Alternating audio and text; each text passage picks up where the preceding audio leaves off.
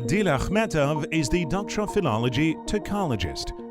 Commemorating his 80th anniversary, the distinguished scientist published 3 books at once: Prohibitions of the Turkic World, Altai Origin of American Indians, and Lessons of the Century. State and public figure Adil Akhmetov at the Culture Talks program today.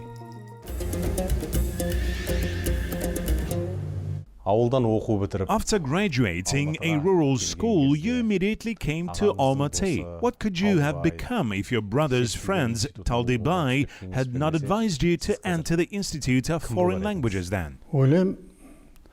I think that most likely I would have become a journalist. I would like to tell you one story about Taldibai. As soon as we have graduated the school in 1958, we as Komsomol members were immediately taken to haymaking, and we had no time to think about entering higher institution. At that time, hay scrappers pulled by full horses were used for haymaking. First we collected bunches of hay with the help of them, and then made stacks out of them. At one time, the scrapper on which I was standing overturned. When I barely opened my eyes, I saw that I was covered with dust, and the teeth of the hay scrapper were about 10 or 15 centimeters deep in the ground. If they missed just a little, they might have pierced my skull right through. God saved.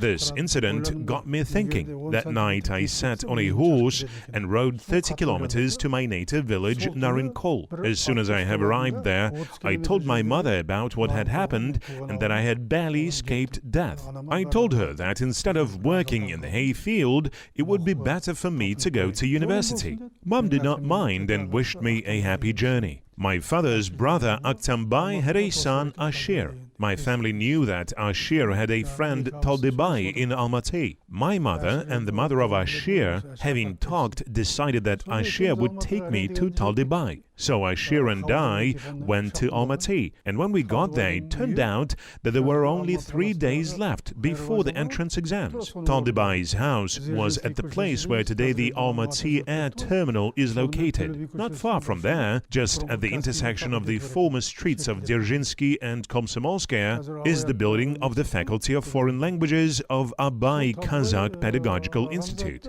So Taldibai advised me to go there. The building of the faculty is just about 12 minutes walk from our house, and you can easily find it without getting lost, he said that. It turned out that this was destined for me.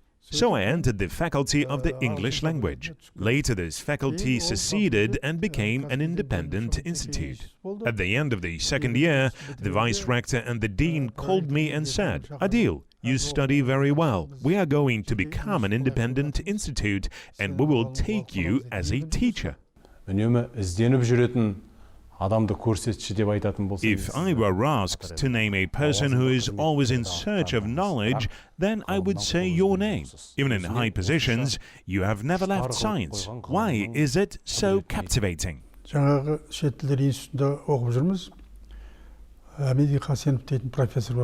It all started at the Institute of Foreign Languages, when Amidi Kasenov, a professor of philology, an excellent scientist, gave us a lecture on taboos and euphemisms. I really liked this topic. In 1973, at Akhmet Baitusinov Institute of Linguistics of the Academy of Sciences of Kazakhstan, I presented my PhD thesis on the topic Taboos and Euphemisms in the Kazakh language. A person who has once chosen science will no longer be able to leave it. Kazakhs say, doing science is like digging a well with a needle. This is a very painstaking work. You need to read every day and constantly be in search. A serious scientific work cannot be written in one day. For example, I have been writing Altai Origin of American Indians for 30 years. The original version of this work was released in 2003, and this book was very thin. Now we have published it again, and today it contains 280 pages. It has been recently presented at the National Academic Library.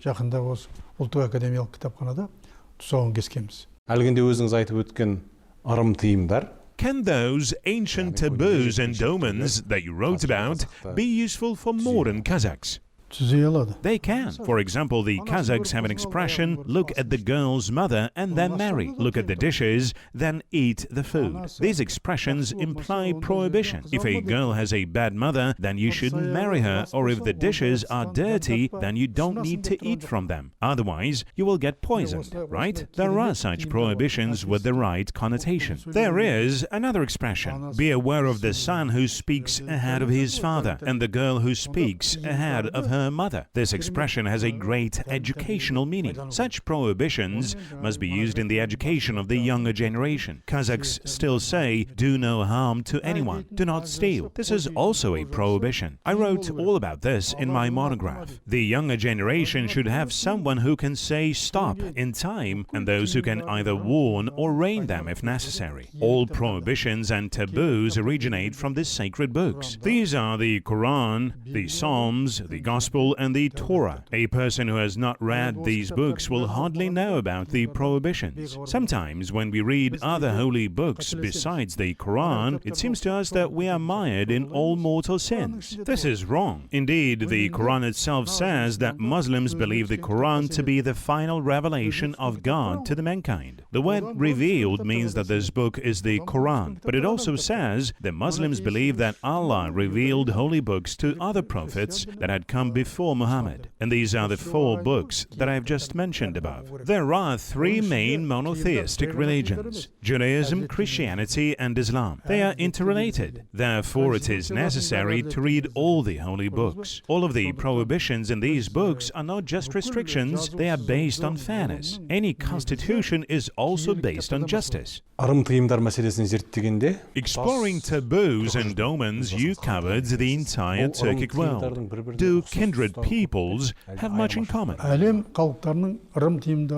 The taboos of the peoples of the world are similar to each other, but each nation has its own distinctive features. For example, the taboos and omens of Kazakhs, Uzbeks, Turkmens differ from each other. Even if the basis of these prohibitions is the same for everyone, they are expressed differently. In my monograph, I have described all these differences. For example, the Turkic peoples do not cut live trees. It is believed that there is life in the tree. This is an ecological prohibition. Now people heat their houses with coal. All the harmful substances that this smoke emits are deposited on the surface of the seas. From there, it all evaporates and rises into the atmosphere. Sometimes the height of such clouds, subsequently formed by these vapors, can reach 20 kilometers. If it rains from such clouds, there will be a crushing flood.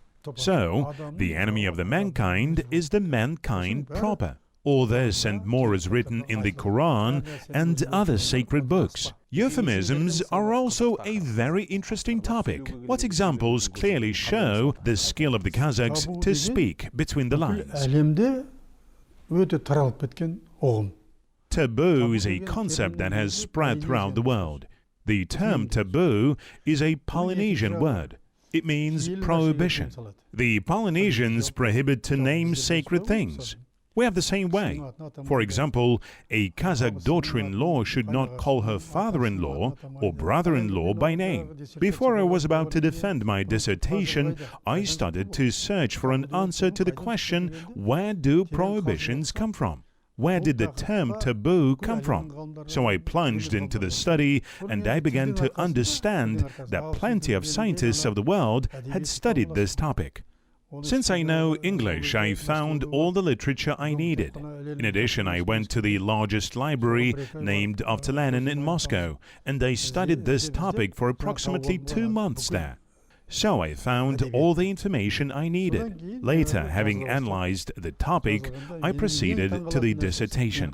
The most surprising thing for me was the article Taboo in the Encyclopedia Britannica, the 1946 edition, volume 21. I had come across a unique example on taboos and euphemisms from the traditional Kazakh culture. Literally, the example is about a Kazakh daughter-in-law requesting her father-in-law. On the other side of the rustling, on this side of the murmuring, a howling has torn the bleating. Please, bring a sharp cutter. What is hidden behind these lines is the following. A daughter-in-law had to say to her father-in-law literally the following. On the other side of the reeds, on this side of the river, a wolf has torn a sheep. We need to slaughter the sheep. Please bring a sharp knife. But the daughter-in-law could not say those words in italics openly, because she could not pronounce the forbidden names as Ozenbai, Kamizbai, Koishibai, Kaskirbai, Kairakbai and Pishakbai. If she openly pronounced the word knife, Pishak, she would have openly said part of the forbidden name of Pishakbai. If she openly used the word river, Ozen, she would have pronounced half of the name of her brother-in-law Ozenbai, etc.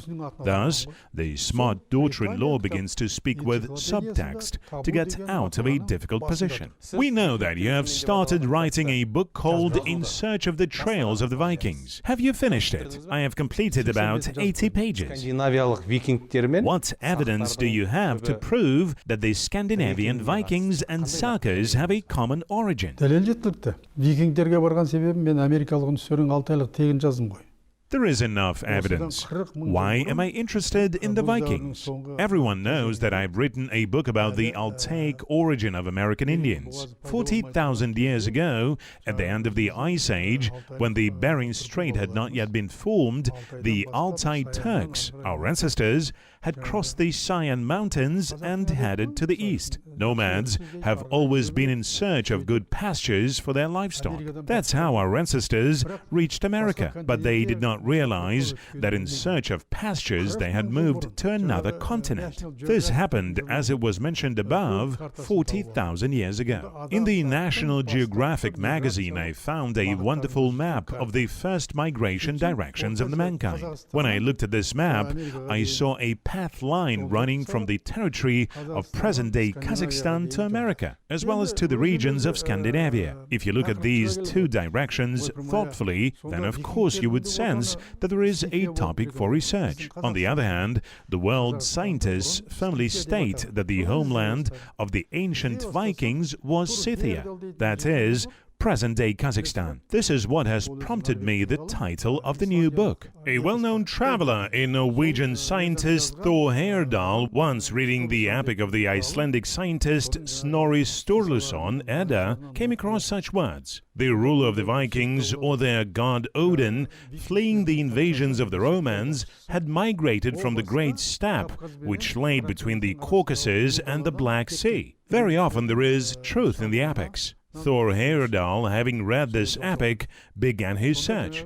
He visited Azerbaijan 4 times and conducted archaeological excavations there. He also investigated the complex of petroglyphs in Gobustan, 60 kilometers away from Baku in Azerbaijan. Gobustan is like Tamgali Tas in Kazakhstan. Walking around Gobustan, Thor Heyerdahl noticed drawings on the stones depicting the Viking ships. The Vikings placed the image of the sun on the bow of their ships as they worshipped the sun. All this can be seen on the Gobustan rocks. Then the scientist was completely convinced that Sturluson was right. Being sure that there was truth in his guesses, he continued his excavations bypassing Gobustan. As a result of this work, he wrote a book, Search for Odin. Before his death, Thor Heyerdahl bequeathed to his daughter to continue the work he had begun. Bettina Heyerdahl also came to Kazakhstan. She was in Karaganda region, traveled to other regions conducting genetic research related to DNA.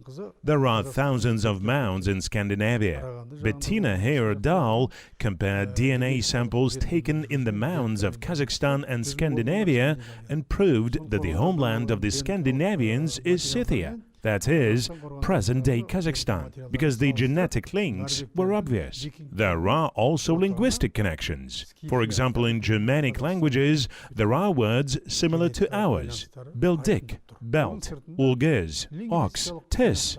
tooth, yelik, elk, many other words have common etymology. The Kazakhs say a person who does not know his forefathers up to the 7th generation does not know his ancestry. The Vikings say the same. They all traveled, and when they met at sea, whoever they were, rulers or ordinary people, they always first asked, "Who are you? Where are you coming from? Do you know your ancestors up to the 7th generation?" If a person did not know his ancestors, they simply ignored him or did not even take him for a person. Today, everybody has a passport. This is an international term, but our Kazakh passport is the knowledge of our origin. Why is this so important? If a young couple turns out to be close relatives, then they cannot marry each other. Therefore, they should be aware of their ancestors. When they meet first, they would ask, "What tribe are you from?" If the young people happen to be from the same tribe, they could not mix blood, and this rule is kept up to the 7th generation. You conducted a linguistic analysis of the languages of the Turkic peoples. You also researched the Mayan civilization and found more than 360 similar words. But is this enough to assert that the American Indians had come out of Altai? Лингвистикалық фактор жеткіліксіз. Сондықтан да мен палеонтология, этнография, тарих, археология, генетика, ДНК генеалогия деген жаңа ғылым пайда болды. Сол ғылымдар саласында шыққан бүкіл әдебиет. The linguistic factor alone is not enough. Therefore, I looked through all the literature, the results of expeditions carried out in paleontology, ethnography, history, archaeology, genetics, and one of the latest sciences, DNA genealogy. I also looked through all the works of scientists on artifacts found during archaeological excavations.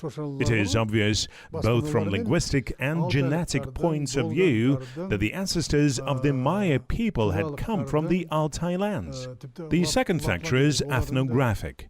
The dwellings of the American Indians are the same as those of the Altaians, Dolgans, and Tuvians. Their jewelry, rings, bracelets, and chains are also very similar to those of the Kazakhs. I know that very well, as I have carefully studied this topic.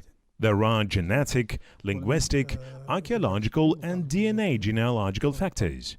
For example, studies of the remains of the ancient people found in Siberia have shown that the genome of the American Indians had come from Altai. How long does it take to research all of this? What do we have to do? We need to read books a lot and very diligently. If you don't read books, you won't find anything.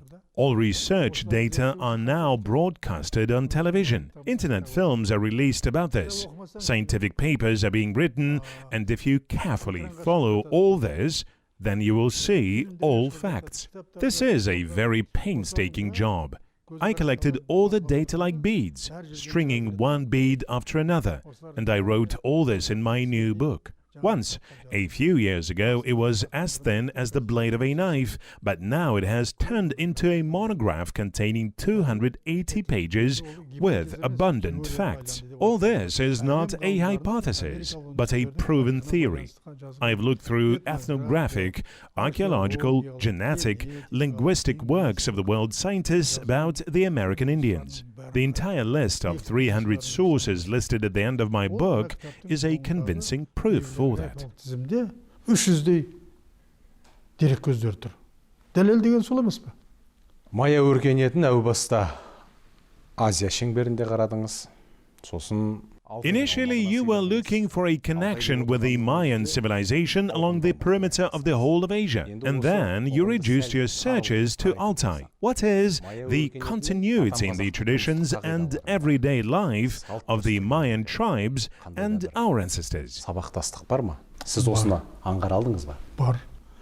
Енді There is continuity. This is a very good question. Why? Because I recently completed my monograph on the topic taboos and omens of the Turkic world, and it says all about it. The 600-page book was published by the International Turkic Academy. The taboos of the American Indians are tantamount to the prohibitions of the Kazakhs. This is a very big topic. Kazakhs are very superstitious people. They adhere to different omens not to jinx children or cattle. For example, they did not utter the word wolf out loud. Instead of that, he was called wild dog because the word wolf is a taboo, and the word wild dog is a euphemism. I will give another example that shows how superstitious the Kazakhs are. Camel calves, while they are small, are very beautiful, and not to jinx them, they are not shown to anyone for a long time. Kazakhs also do not show a newborn baby to anyone in the first 40 days. This all refers to prohibitions. People who had 200, 500 camels in their herd gouged out one eye from every 100th camel. If the owner is asked how many camels he has, he will say that he has 1 blind or 2 blind animals. If he says that he has 5 blind camels, then he has at least 500 heads. If he says 10 blind camels, he means that he owns 1,000 camels. There are also many prohibitions concerning the names of people, the topic of death, and others. This is a very large-scale topic. American Indians also do not count their children and do not say their number. Kazakhs don't say either. Try asking the older generation how many children they have. They will answer, "Thank God, that's enough." Not to be jinxed, the Kazakhs do not name the number. Is there someone other than you among Kazakh scientists who would investigate the Mayan civilization? For the time being, I have not met anyone. Ағылшын тілін білу сізді алға бастады. Ректор болдыңыз. Knowledge of English has opened many doors for you. You worked as rector, first deputy foreign minister, ambassador, chairman of the education committee. You were a Senate member. Of course, you were able to occupy all these positions thanks to your experience, knowledge, and wisdom. But nevertheless, knowledge of the language, I think, played an important role. We've heard that you have your own method of learning English. What advice would you give to young people learning English? Оларға бұлай деп айтар едім. Ағылшын тілі әлемдегі ең оңай тіл. Грамматикасы өте жеңіл. English is the easiest language in the world.